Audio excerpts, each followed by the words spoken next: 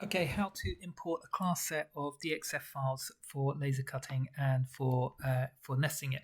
So here is my team 9J, and I get them to upload their DXF files to a folder called 9J Phonebox files.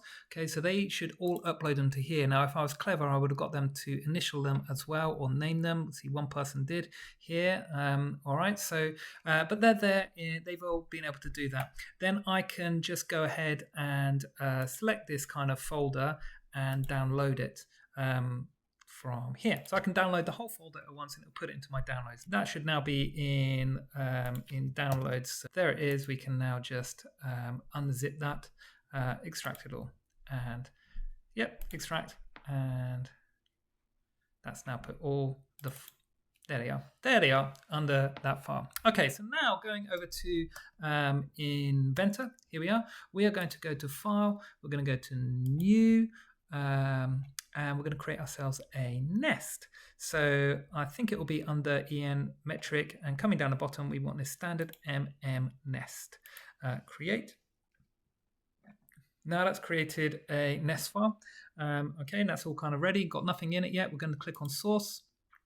Go to source files, and now we are going to go to my downloads, find that OneDrive file that you kind of extracted, and here they are, and that is all the files. So click on the top, hold down Shift and click on the bottom to kind of select all of those DXF files together, and then click open.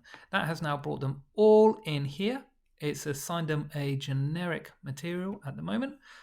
We can click OK, like that. There we go. So they're all lined up along here now. Now, the next thing we want to do is to go to the process library, and that's now put it as a generic material, 0.5 millimeters thick, which is fine for the minute of what we're going to be able to use.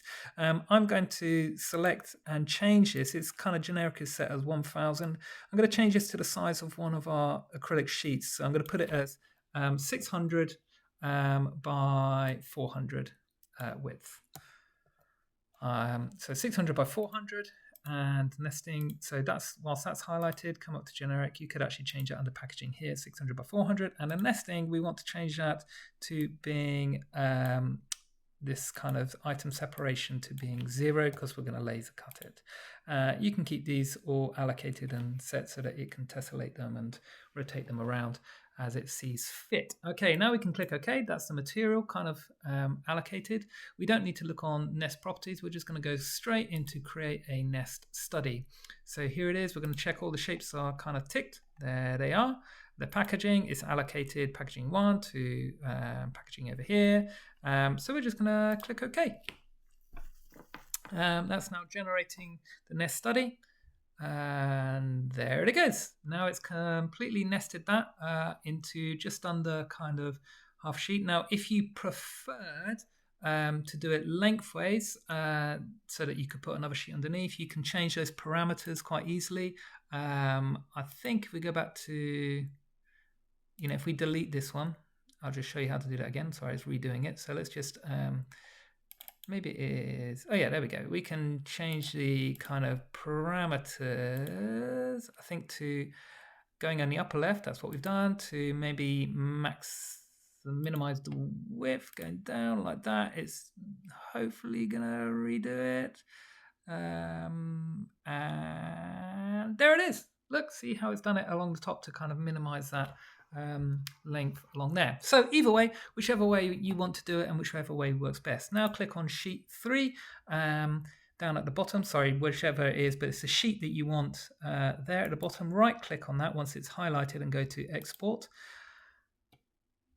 Now we can export this. Let's put it into the downloads folder. I like to keep my exports in the same folder as kind of where they are. So I'm going to put it in here as a DXF file and save that.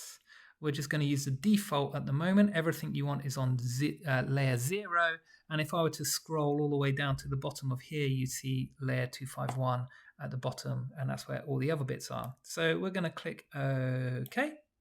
Now I'm going to go to my 2D design. I'm going to set up a new file, and this time I'm going to set that file up to the size of my acrylic. So go to Layout, go to User Defined, and we're going to set this up to It's set to A3 sheet at the moment, but we're going to go 600 by 400, 600 by 400, and click OK. Now we can go to File, Import File. Let's find my downloads, my Phonebox files, and down the bottom here, there it is, the sheet that we did. You can see all the files on there. Bring it in, change it to millimeters, click OK. Okay, so here is the file, centered it. Now you've got all the names. Now what will be really helpful is put 1, 2, 3. It's got these kind of numbers at the top and along each single piece, and they relate to the numbers of my files. Now obviously I can tell which one is Oliver's here, because I know his is number 4, and I can go and find number 4 and find there is Oliver's there. Okay, so we can see which one is Oliver's. Obviously that's helpful if we actually label them according to if they name their files according to their names. Now we only want to laser cut this part out. We don't want to laser cut all the other stuff out. So I'm going to click off of it, and you'll see if I zoom in, like the text here is red, but all the things that we want to laser cut are black. It has got some other little arrows as well. But what you'll notice, if we just kind of make sure it's not highlighted, so click off of the file. If you click on our layers, it's got this layer 251. We're just going to take that off, and we're going to click on 0 and make that the current one as well. There we go. Now it's taken all the other files off, and there is your nicely tessellated file. And if we zoom in, you'll see that it is all perfect. Look, this person didn't chamfer off their corner there, or no, they did. It's just on the other side. But you can see how it's tessellated. Now it's got this shape. If I look at this shape, it's got 4 sides. And this shape also has 4 sides. So here there's a duplication of a line there. So we need to come into delete, this tool here, not delete any, delete. And we're just going to click on those duplicated lines, because the laser cutter will just do it twice, and that's not very efficient. So we're just going to click on anywhere that I can see there being a duplicated line. That might mess things up. And there. And I think that's now ready for laser cutting. Perfectly tessellated.